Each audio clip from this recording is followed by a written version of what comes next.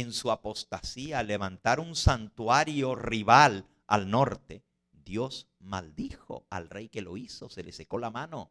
Pusieron un sistema de sacerdocio rival y fue tan terrible que la maldición vino por haber desobedecido a Dios, y el pueblo de Israel del norte, la nación del norte, fue llevada al cautiverio casi 100 años antes, no más de 100, 150 años antes de la nación de Judá, que se mantuvo leal a Dios y al santuario, al templo en Jerusalén.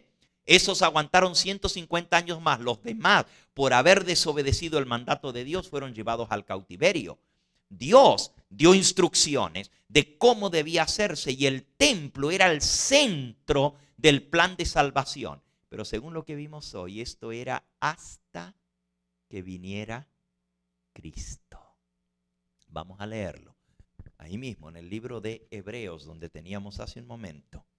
Hebreos capítulo 9. Dice el versículo 1 en adelante: ahora bien, el primer pacto tenía ordenanzas de culto y un santuario terrenal, porque el tabernáculo estaba dispuesto así.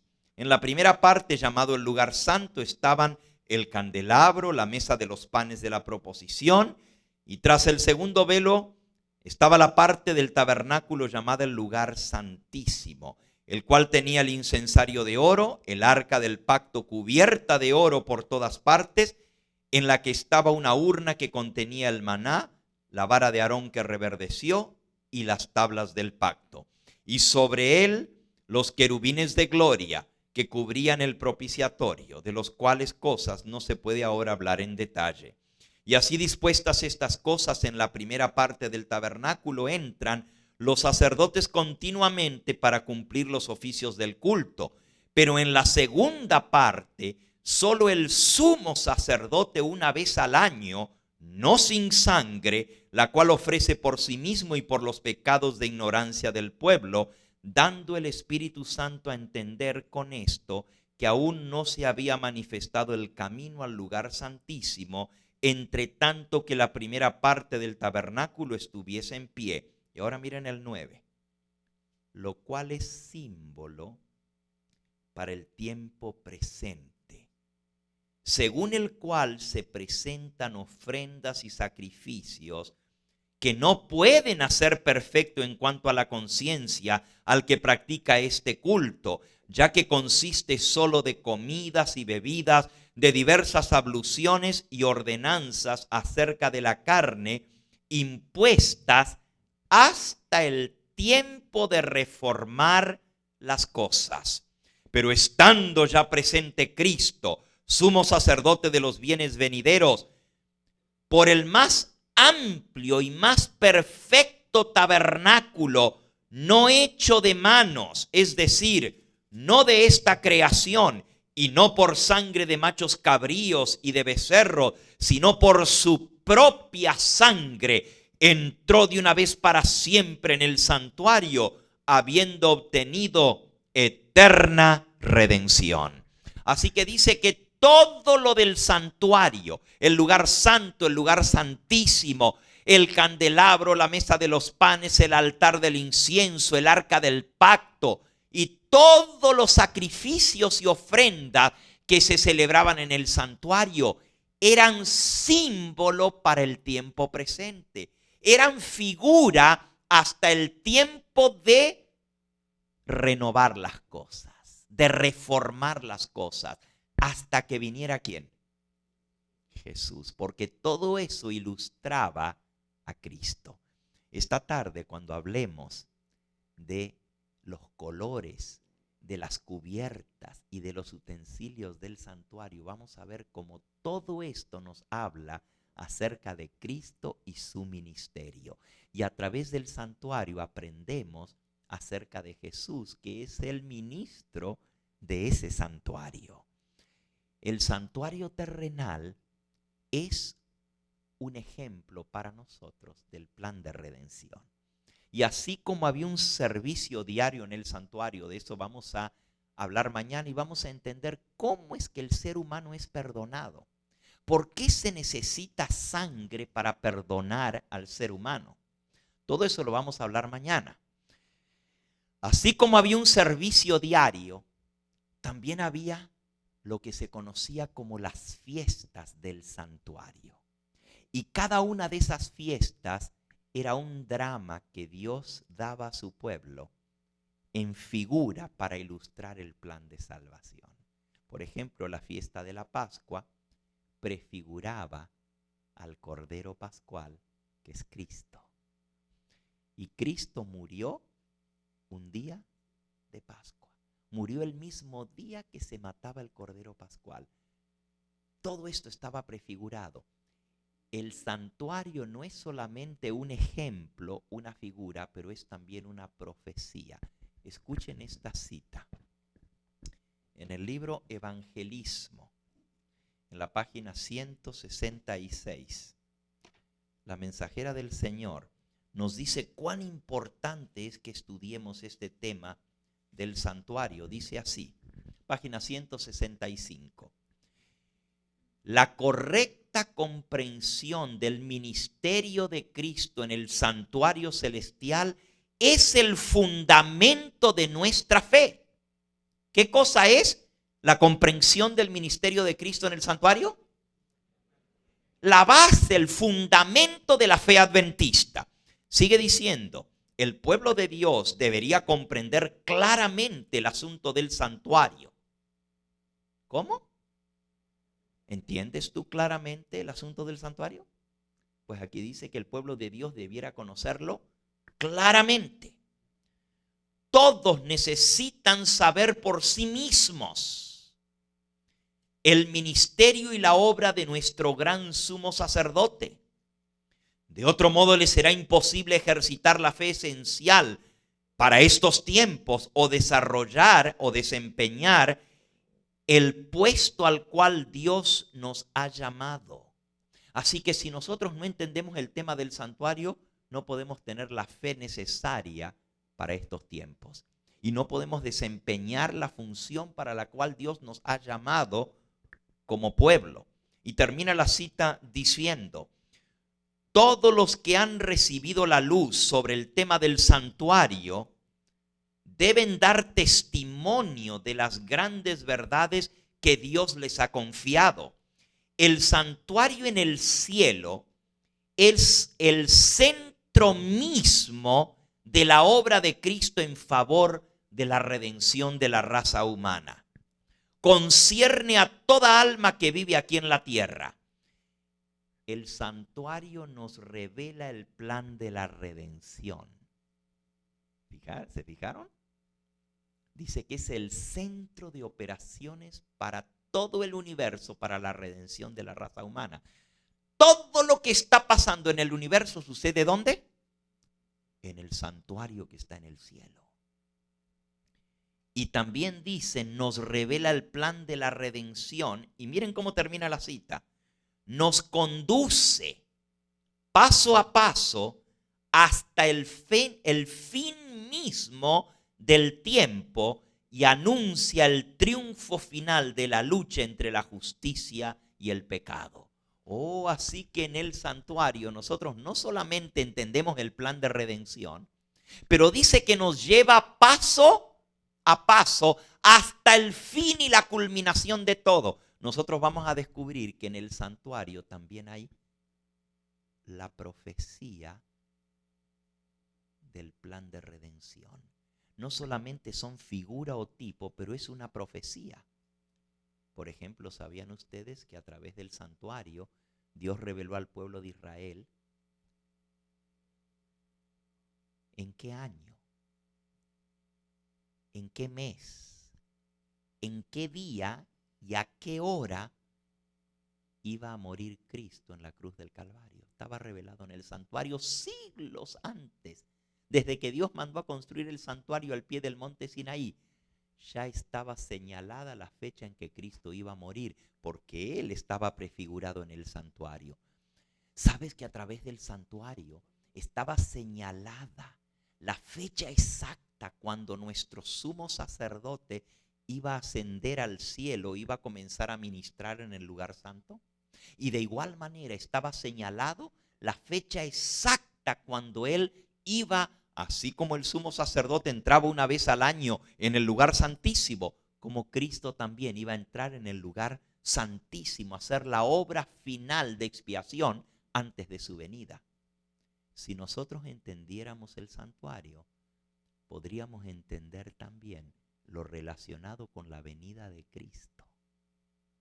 Y podríamos saber cuán cercana está su venida. El día y la hora nadie lo sabe, pero Él nos ha dejado señales para que entendamos. Y el santuario es una profecía. Les vuelvo a leer lo que dice. Nos conduce. El santuario concierne a toda alma que vive en la tierra.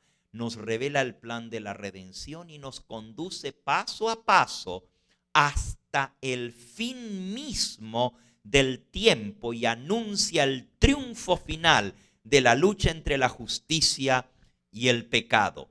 Es de la mayor importancia que todos investiguemos a fondo el tema del santuario y que estemos siempre prontos a dar respuesta a todo aquel que nos pida razón de la esperanza que está en nosotros.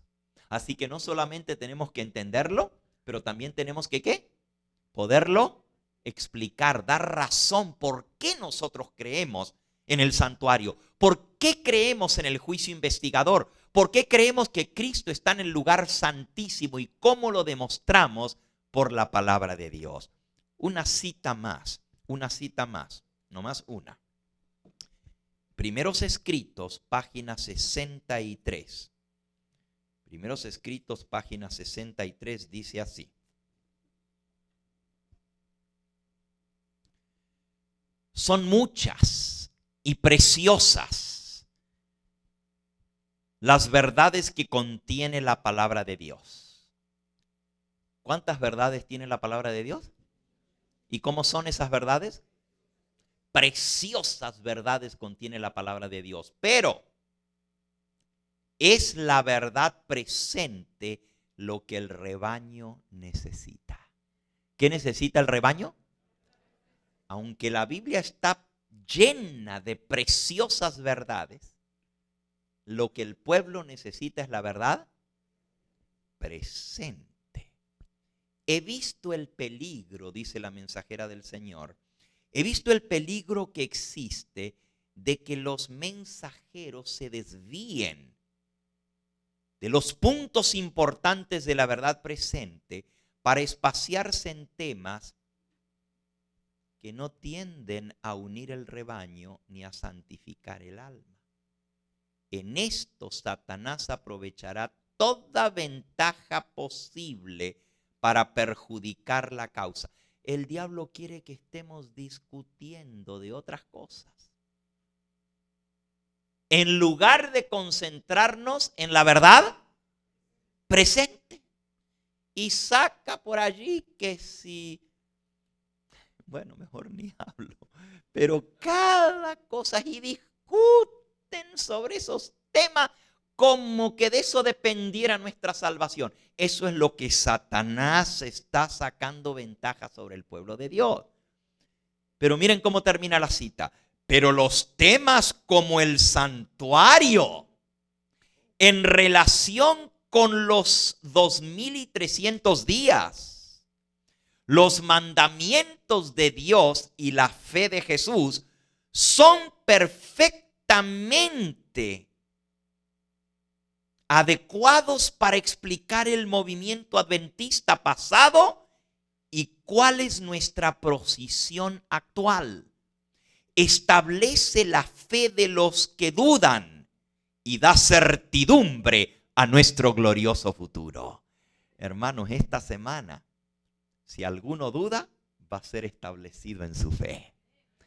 En esta semana, si alguno ha perdido la esperanza, va a volver a encontrar la esperanza de nuestro glorioso futuro.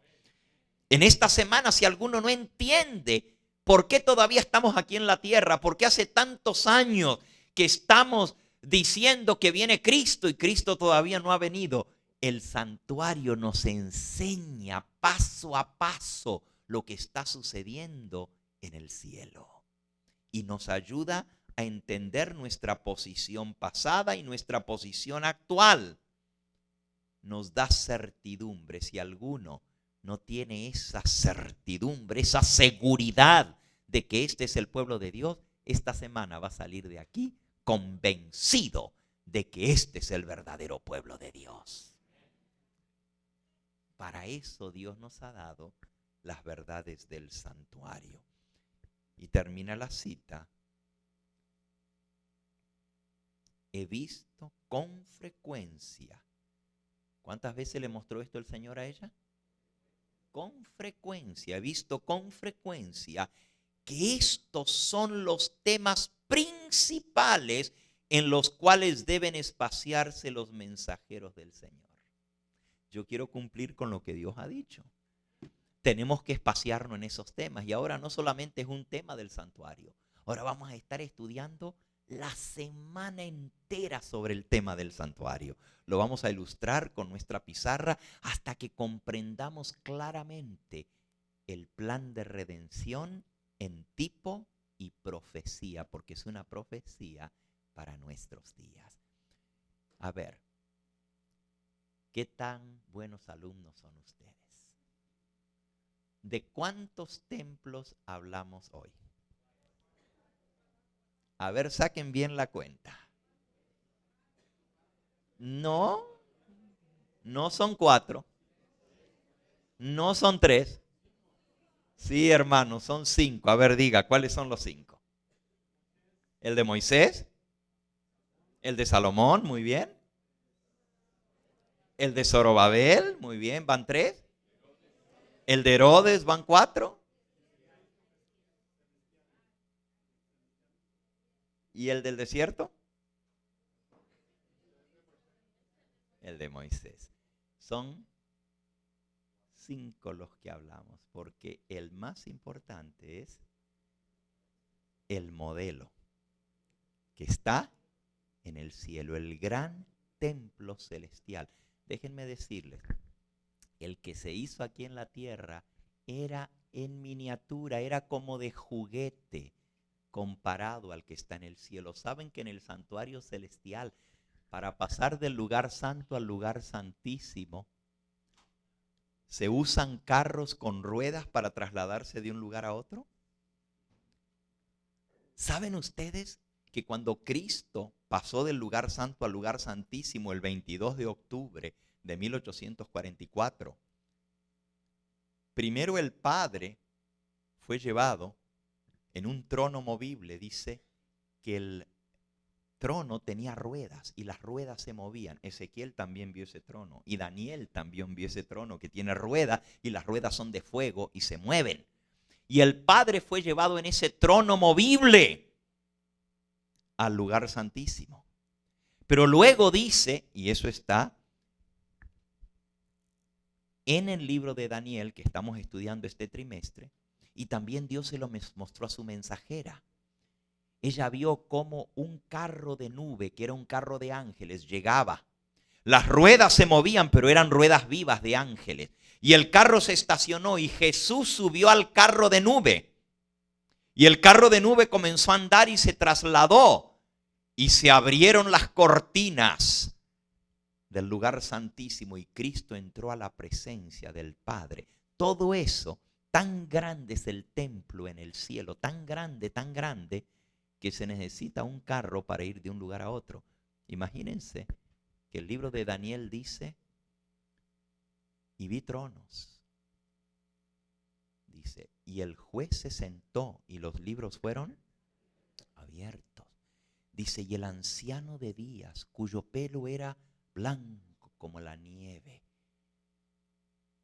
Dice, y su trono era llama de fuego. Un río de fuego procedía y salía de delante de él. Daniel 7, versículo 8. Un río procedía y salía de delante de él. Millares de millares le servían. Millones de millones asistían delante de él. El juez se sentó y los libros fueron abiertos.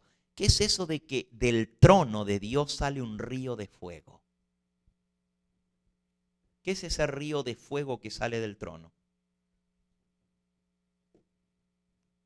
¿Alguno de ustedes me puede decir cómo es que del trono de Dios sale un río de fuego? Está en el libro de Daniel.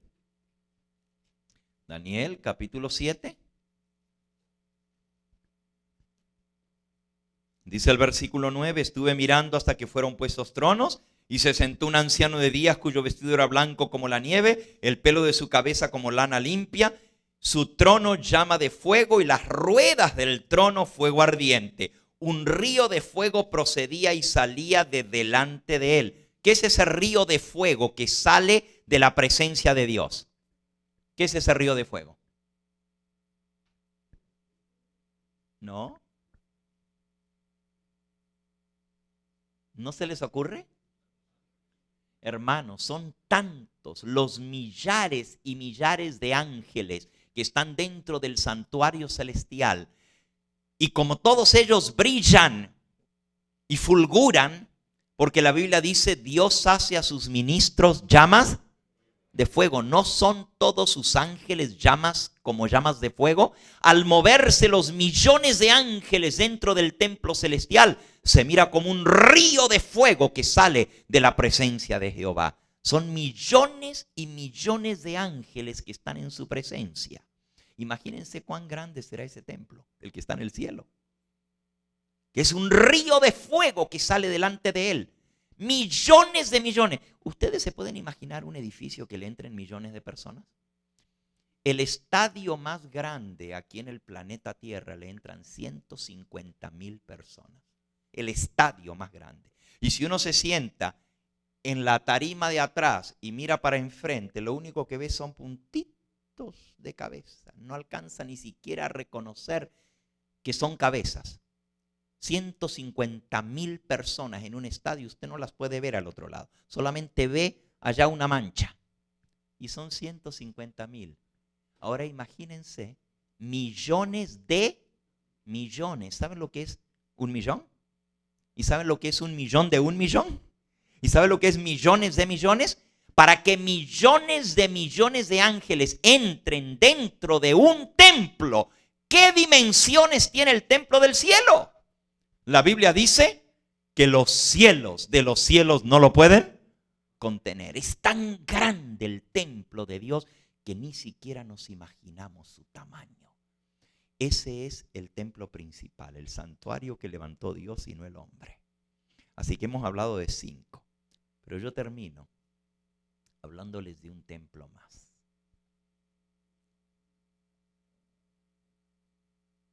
El templo tenía un patio que se llamaba el atrio, que era todo lo que rodeaba al edificio. Detrás de las cortinas blancas se llamaba el atrio del templo. Son 3 partes del templo: el atrio, el lugar santo y el lugar santísimo. Pero Dios no habita en templos hechos de mano. Él habita en el templo que está en el cielo porque lo hizo Él, pero no en lo que hacen los hombres. Él ponía su presencia allí a través de la nube, pero Él no habitaba ahí. Él habita en los cielos. Pero yo les voy a hablar de otro templo en el cual Dios sí habita. Él sí habita en este templo. Vayan al libro de Isaías.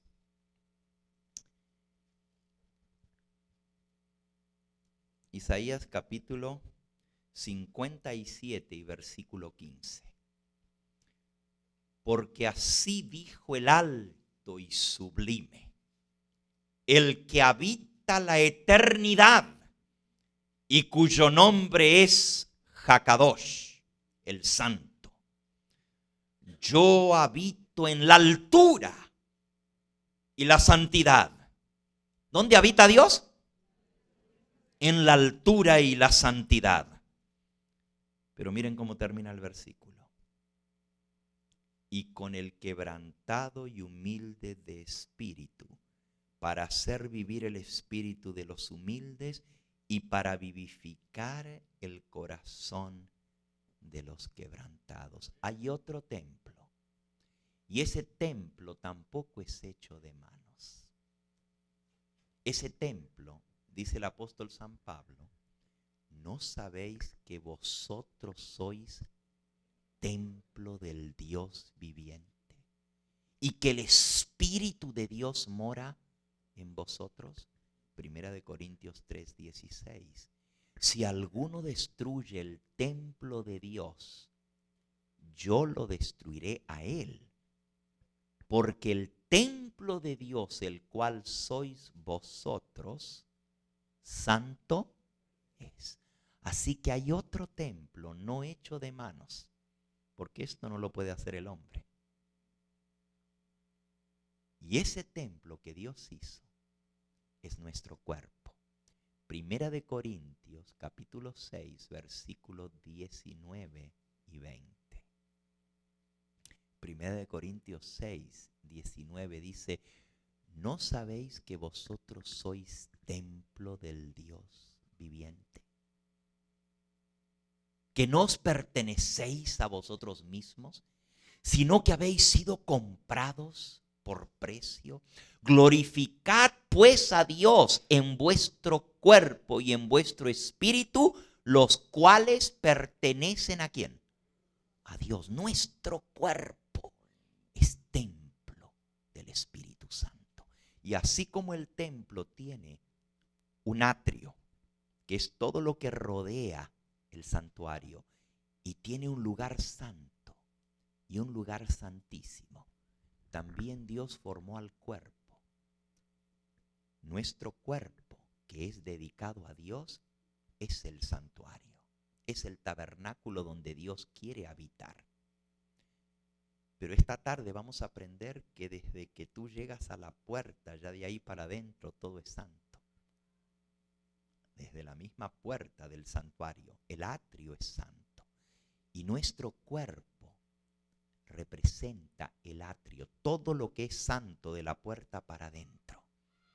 Nuestro cuerpo es el santuario y tiene un atrio, pero nuestro cuerpo tiene 3 divisiones. El cuerpo, luego la mente, que es el santuario. Y en la mente está dividida en 2 partes, lo que le llamamos el consciente y el inconsciente. En el inconsciente no entramos muy fácil. El inconsciente es un lugar sagrado donde solamente Dios puede entrar y muy pocas veces el ser humano entra. Y así como el sumo sacerdote entraba una vez al año en el lugar santísimo detrás del velo, también Dios quiere que nosotros aprendamos de tal manera a cuidar nuestro cuerpo y nuestra mente, que es santa, y a purificarla para que Dios pueda aún